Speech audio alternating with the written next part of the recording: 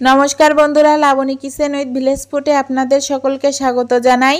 পাউরুটি এবং দুধ দিয়ে ঝটপট তৈরি করা যায় দারুণ মজাদার এবং তুলতুলে মালাই রোলের রেসিপি। এই মালাই রোলটা দেখতে যতটা সুন্দর হয়, খেতে কিন্তু অনেক গুণে বেশি মজাদার হয়ে থাকে। এই রেসিপিটি তৈরি করে বাসায় সবাইকে খাওয়ানোর জন্য অনুরোধ করছি। একবার তৈরি করে এটা পরিবারের সবাইকে খাওয়াতে পারেন। এটা খেতে কিন্তু সবাই খুবই পছন্দ করবে, এটা আপনাদের এতটুকু বলতে পারি। আর রেসিপিটা প্রথম থেকে শেষ পর্যন্ত দেখার অনুরোধ রইল, কেননা আজকে খুব সহজভাবে আপনাদেরকে দেখানোর চেষ্টা করেছি। তারপরেও যদি কোথাও কোনো বুঝতে সমস্যা হয় তাহলে আমাকে অবশ্যই কমেন্টের মাধ্যমে জানাবেন।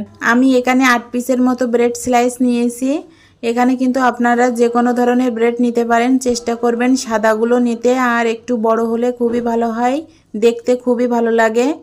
আমার কিন্তু এখানে সাইজটা অনেকটাই ছোট হয়ে গেছে, তো এর চারিপাশটা আমি ভালোভাবে কেটে নেব, তাহলে দেখতে ভালো লাগবে। আমি এখানে সবগুলো ব্রেড কিন্তু চারিপাশ থেকে কেটে কেটে নেব। ব্রেডের চারিপাশ থেকে যে অংশটা কাটা যাবে এগুলো কিন্তু ফেলে না দিয়ে আপনারা কিন্তু খেতেও পারেন।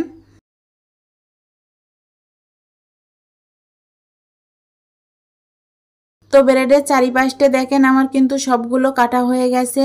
এবার ব্রেডগুলো কিন্তু আমি এক এক করে সবগুলো বেলে নেব, যাতে করে আমি ভালো মতো একটা রোল শেপ দিতে পারি। তো দেখেন এরকম চ্যাপটা চ্যাপটা করেই কিন্তু বেলে নিতে হবে, একদম হালকা রুটির মতো করে, তাহলে কিন্তু ভালো একটা ক্রিম রোলের শেপ দিতে পারবো। এখানে আমি এক এক করে সবগুলো ব্রেড কিন্তু ভালো মতো করে আমি বেলে নেব। চারিপাশটা কিন্তু খুব ভালো মতো করে চেপে চেপে বেলে নিতে হবে।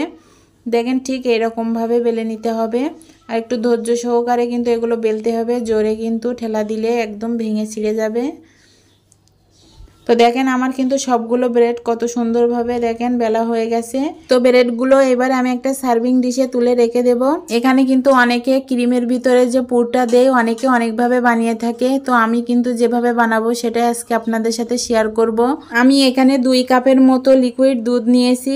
দুধে অল্প একটু আমি লেবুর রস দিয়ে দিলাম, দিয়ে ছানা কেটে নেব। আমি কিন্তু এখানে সন্দেশের পুর করে নেব, আপনারা যে কোনো পুর করতে পারেন। সন্দেশের পুরটা কিন্তু আমার কাছে খেতে বেশি ভালো লাগে। তো দেখেন দুধের কিন্তু অনেকটা ছানা কেটে এসেছে।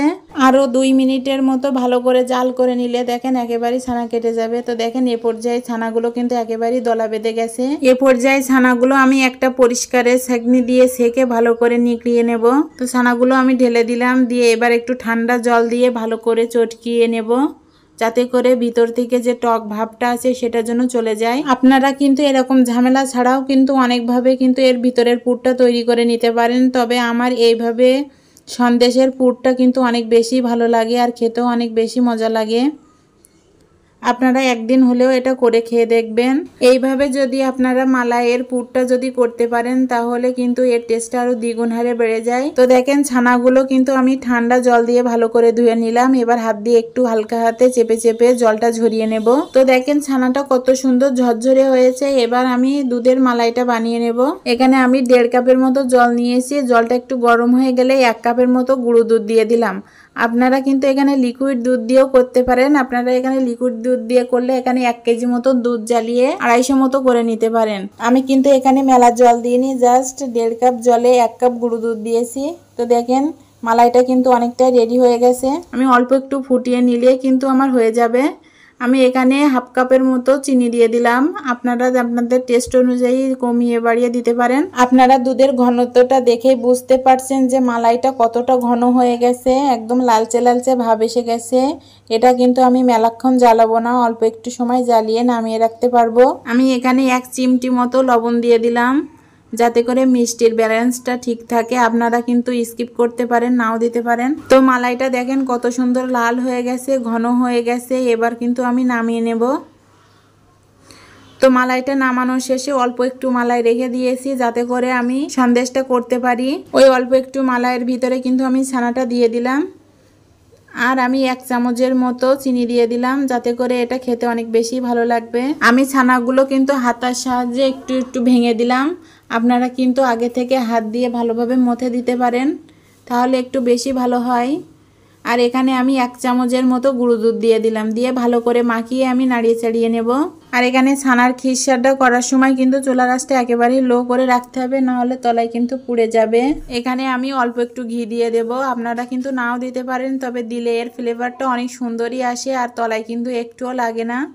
দেখবেন অনেক সুন্দরই হয়েছে আর খেতেও কিন্তু অনেক বেশি ভালো লাগে। তো খিরসাটা কিন্তু একেবারেই পুরোপুরি রেডি। এখানে কিন্তু আর আমি মেল্ট করব না, এবার নামিয়ে রাখবো। তারপরে এখানে একটা ব্রেড নিয়ে নেব। এখানে অল্প একটু খিরসা দিয়ে আমি 2 হাত দিয়ে আলতো হাতে করে হালকা হালকা করে চেপে আমি এখানে একটা মিষ্টির মতো শেপ দিয়ে নেব। ঠিক এরকমভাবে কিন্তু মুড়িয়ে মুড়িয়ে দিতে হবে।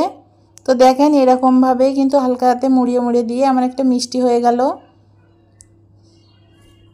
এরকমভাবে কিন্তু আমি সবগুলোই কিন্তু মিষ্টি বানিয়ে নিলাম। আপনারা এর ভিতরে খিরসাটা একটু বেশি দেওয়ার চেষ্টা করবেন, তাহলে কিন্তু এটা বেশি খেতে ভালো হবে। এখানে আমি মিষ্টিগুলো ঠিক যেভাবে বানিয়েছি আপনারাও ঠিক সেভাবে বানানোর চেষ্টা করবেন, তাহলে দেখবেন সবগুলো অনেক সুন্দরই হয়েছে। তো দেখেন আমার কিন্তু সবগুলো মিষ্টি শেপ দেওয়া হয়ে গেছে। তো দেখেন এখানে কিন্তু অল্প একটু খিরসাও বেঁচে আছে, এটা আমি মালাই দেওয়ার পরে উপর দিয়ে ছিটিয়ে দেব। তো এই পর্যায়ে আমি মালাইটা উপর দিয়ে দিলাম।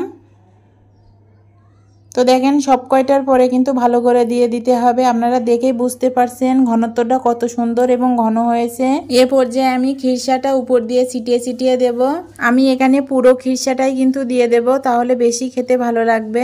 আর এখানে কিছু কিশমিশ দিয়ে দেব, তাহলে দেখতেও ভালো লাগবে, খেতেও ভালো লাগবে। আপনারা কিন্তু এখানে বাদাম কুচি করে দিতে পারেন। এখানে আপনারা কাজু বাদাম, পেস্তা বাদাম যে কোনো বাদামই কিন্তু কুচি করে দিতে পারেন। তো এখানে কিন্তু আমার মালাই রোলের রেসিপিটা কিন্তু পুরোটাই রেডি হয়ে গেছে। আপনারা এই মালাই রোলটা কিন্তু ফ্রিজে 1 সপ্তাহের জন্য কিন্তু সংরক্ষণ করেও খেতে পারেন। আপনারা দেখলেই কিন্তু বুঝতে পারছেন মালাই রোলের রেসিপিটা কত সুন্দর হয়েছে এবং লোভনীয়। আমি এখানে যে যে টিপসগুলো বলে দিয়েছি এবং যে যে উপকরণগুলো দিয়েছি এগুলো আপনারা করার চেষ্টা করবেন বা দেওয়ার চেষ্টা করবেন। আশা করি আপনাদেরও এই মালাই রোলের রেসিপিটা অনেক সুন্দরই হবে। ভিডিওটি ভালো লাগলে বাড়িতে সবাই একবার হলেও কিন্তু বানিয়ে খাওয়াবেন। আর ভিডিওটি ভালো লাগলে লাইক, কমেন্ট, শেয়ার করতে ভুলবেন না। চ্যানেলে নতুন হয়ে থাকলে সাবস্ক্রাইব করবেন, পাশে থাকা বেল আইকনটিতে ক্লিক করবেন নিত্য নতুন ভিডিও পেতে। তো ধন্যবাদ সকলকে।